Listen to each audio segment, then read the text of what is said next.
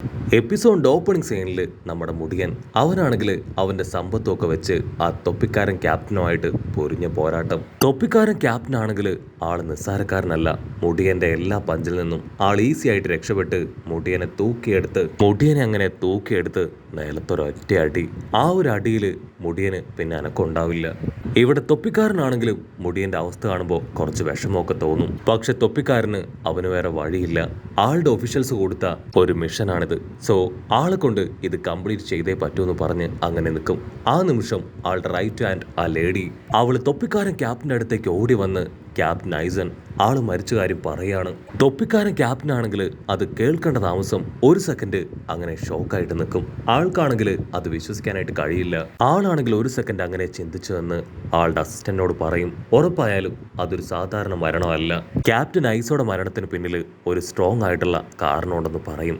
അത് കേട്ട് ആ പെണ്ണ് അവൾ കുറച്ചു നേരം ആലോചിച്ച് മുടിയനെ നോക്കുകയാണ്. മുടിയനാണെങ്കിൽ പതിയെ കണ്ണു തുറന്ന് അവിടുന്ന് എഴുന്നേക്കാൻ ശ്രമിക്കും. അത് കണ്ട ആ ലേഡി അവൾ ദേഷ്യപ്പെട്ട് പറയും, ഇവൻ ഇതുവരെ മരിച്ചില്ലേ? മാസ്റ്ററിന്റെ അവസാനത്തെ പഞ്ചിനും ഇവനെ കൊല്ലാൻ കഴിഞ്ഞില്ല. പക്ഷെ ഇവനെ കൊല്ലാൻ പോകുന്നത് അത് ഞാനാണെന്ന് പറഞ്ഞ് അവളുടെ കൈ ചുരുട്ടി പവർ അങ്ങനെ കൊണ്ടുവന്ന് അവന് നേരെ ഓടി അടുക്കും. അത് കണ്ട നമ്മുടെ തൊപ്പിക്കാരൻ ക്യാപ്റ്റൻ അവളുടെ കൈ പിടിച്ച് വളച്ച് അങ്ങനെ മാറ്റി നിർത്തുകയാണ്. ഇവനുമായിട്ട് ഫൈറ്റ് ചെയ്തത് ഞാനാണ്. ഇവൻ എൻ്റെ എതിരാളിയാണ്. സോ അവനെ നിനക്ക് പഞ്ച് ചെയ്യാൻ യാതൊരു അധികാരവും ഇല്ല. അവനുമായിട്ട് ഫൈറ്റ് ചെയ്യേണ്ടതും മത്സരിക്കേണ്ടതും ഞാനാണെന്ന് പറഞ്ഞ് മുടിയന്റെ അടുത്തേക്ക് പോകും. ഉടനെ ആ ലേഡി ആണെങ്കിൽ ടെൻസ്ഡ് ആയിട്ട് പറയും, അവനെ കാണുമ്പോൾ തന്നെ അറിയാം ഇവൻ തന്നെയായിരിക്കും ക്യാപ്റ്റൻ ഐസോടെ മരണത്തിന്റെ ഉത്തരവാദിയെന്ന്. അത് കേട്ട് തൊപ്പിക്കാരൻ ക്യാപ്റ്റൻ മുടിയന്റെ മുഖത്തേക്ക് നോക്കും. ഒരിക്കലും അവനായിരിക്കില്ല അദ്ദേഹത്തിന്റെ മരണത്തിന്റെ കാരണക്കാരൻ.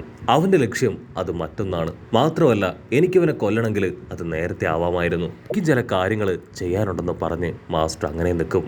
കട്ട് ചെയ്താ ഇവിടെ സെറാക്കിയും ഇച്ചിഗോയും അവരാണെങ്കിൽ മണിക്കൂറുകളായിട്ട് പൊരിഞ്ഞ പോരാട്ടം. സെറാക്കിക്കാണെങ്കിൽ ഹീറോയോട് ഫൈറ്റ് ചെയ്യുന്തോറും ഹീറോയുടെ പവർ അതങ്ങനെ ഡെവലപ്പായിട്ട് വരുന്നതായിട്ട് ഫീൽ ചെയ്യാണ്. ഓക്കെ, നീ ഞാൻ കരുതിയതുപോലെയല്ല. നിന്റെ പവർ അത് തുടക്കത്തിൽ നിന്ന് ഇപ്പോൾ ഒരുപാട് ഇമ്പ്രൂവ് ആയിരിക്കുകയാണ്. ഇപ്പോൾ നീ നല്ല രീതിയിൽ എന്നോട് കോമ്പീറ്റ് ചെയ്യുന്നുണ്ട്. സെറാക്കി അത് പറയുന്ന അതേ നിമിഷം നമ്മുടെ ഹീറോ അവൻ ഉഷാറായിട്ട് സെറാക്കിയുടെ അടുത്ത് നിന്ന് ദൂരേക്ക് ഓടുകയാണ്. ഹീറോയുടെ അടുത്ത ലക്ഷ്യം ഒരല്പം നേരം റെസ്റ്റ് ചെയ്ത് എങ്ങനെയെങ്കിലും പവർ അത് അക്യുമുലേറ്റ് ചെയ്യുക എന്നതാണ്. പക്ഷെ അവനെ കൊണ്ട് അറിയില്ല. പക്ഷെ ഹീറോയ്ക്ക് ഉറപ്പില്ല ആളെ തോൽപ്പിക്കാൻ കഴിയുമോന്ന്. ഞാൻ എങ്ങനെ ആളെ തോൽപ്പിക്കും? എന്റെ മുൻപിൽ മറ്റൊരു വഴിയും കാണുന്നില്ല. എന്റെ സമ്പത്ത് ഉപയോഗിച്ച് ഞാൻ ഒരുപാട് പവറൊക്കെ ഉപയോഗിച്ച് ആ സെറാക്കിയെ അറ്റാക്ക് ചെയ്യാൻ ശ്രമിച്ചിട്ടും ആളുടെ ബോഡിയിൽ ഒരു ചെറിയ സ്ക്രാച്ച് പോലും വീണില്ല.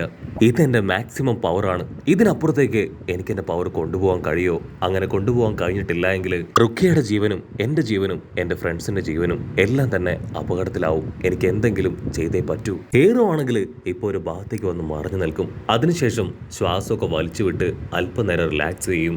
അവനാണെങ്കിൽ അവന്റെ ഫ്രണ്ട്സുകളുടെ സ്പിരിച്വൽ എനർജി അതൊന്നായിട്ട് അബ്സോർബ് ചെയ്തെടുക്കുകയാണ്. പക്ഷേ മുടിയന്റെ സ്പിരിച്വൽ പവർ അത് മാത്രം ഇപ്പൊ ഹീറോയ്ക്ക് സെൻസ് ചെയ്യാൻ കഴിയുന്നില്ല. അവൻ എന്തു പറ്റി?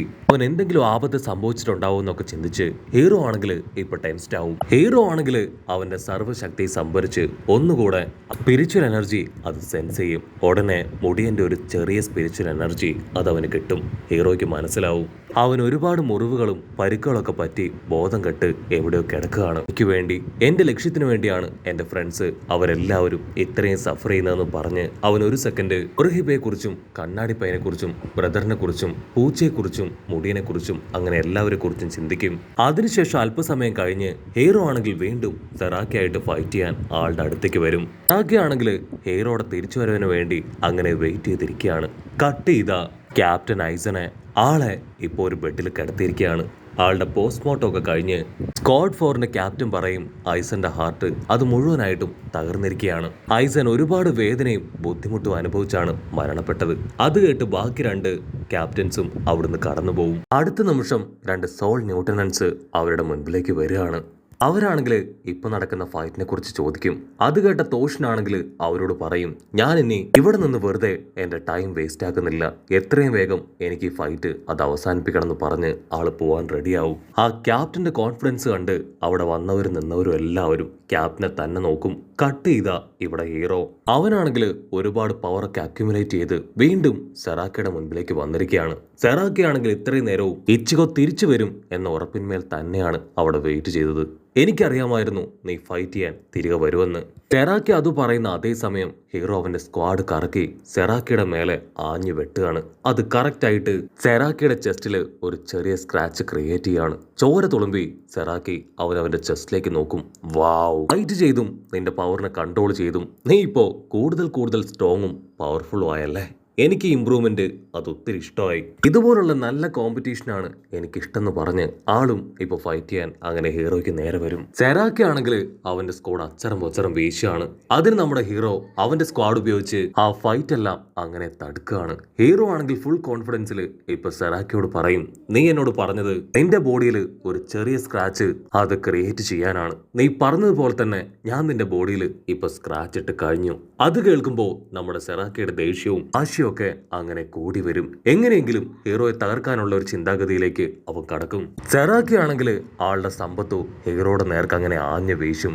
ഹീറോ അവന്റെ സമ്പത്ത് വെച്ച് ആ സ്ക്വാഡിനെ ബ്ലോക്ക് ചെയ്യാൻ ശ്രമിക്കും. പക്ഷെ അപ്പോഴേക്കും ആ ഒരു സ്ക്വാഡ് അത് ഹീറോയുടെ സ്ക്വാഡിനെ തുറന്ന് അവന്റെ ടെസ്റ്റ് പോർഷനിലേക്ക് കുത്തി അങ്ങോട്ട് കയറുകയാണ്. ഒരു സെക്കൻഡ് ഷോക്കായ ഹീറോ അവിടേക്ക് നോക്കും. അവനെ കൊണ്ടാണെങ്കിൽ ഇപ്പൊ പ്രോപ്പറായിട്ട് ശ്വാസം പോലും എടുക്കാനായിട്ട് കഴിയുന്നില്ല.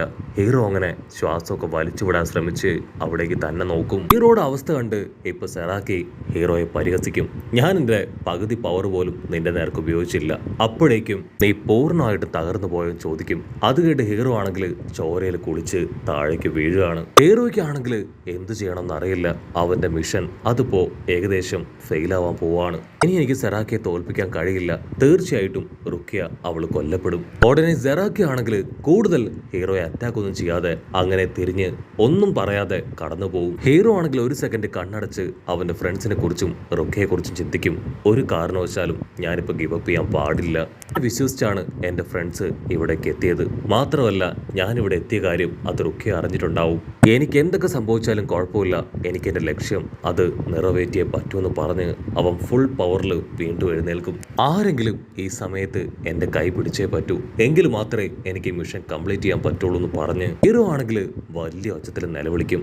ആ സമയം അവന്റെ സമ്പത്തുവിന്റെ സ്പിരിറ്റ് അതങ്ങനെ ഹീറോയുടെ ശബ്ദം അത് സെൻസ് ചെയ്ത് ഹീറോയുടെ അടുത്തേക്ക് വരികയാണ്. ഹീറോയ്ക്കാണെങ്കിൽ അത് കാണുമ്പോൾ വല്ലാത്തൊരു പ്രതീക്ഷ അവന്റെ മനസ്സിലേക്ക് വരികയാണ്. അങ്ങനെ അവിടെ വെച്ച് ഈ ഒരു എപ്പിസോഡും അവസാനിക്കുന്നു. ഈ എപ്പിസോഡ് ഇഷ്ടപ്പെടുകയാണെങ്കിൽ തീർച്ചയായിട്ടും ലൈക്ക് ചെയ്യാനും കമന്റ് ചെയ്യാനും അറിയാനും മറക്കല്ലേ. അടുത്തൊരു അടിപൊളി എപ്പിസോഡുമായിട്ട് കാണുന്നവരെ ഇറ്റ്സ് മീ വിത്ത് ഗോ പോളി.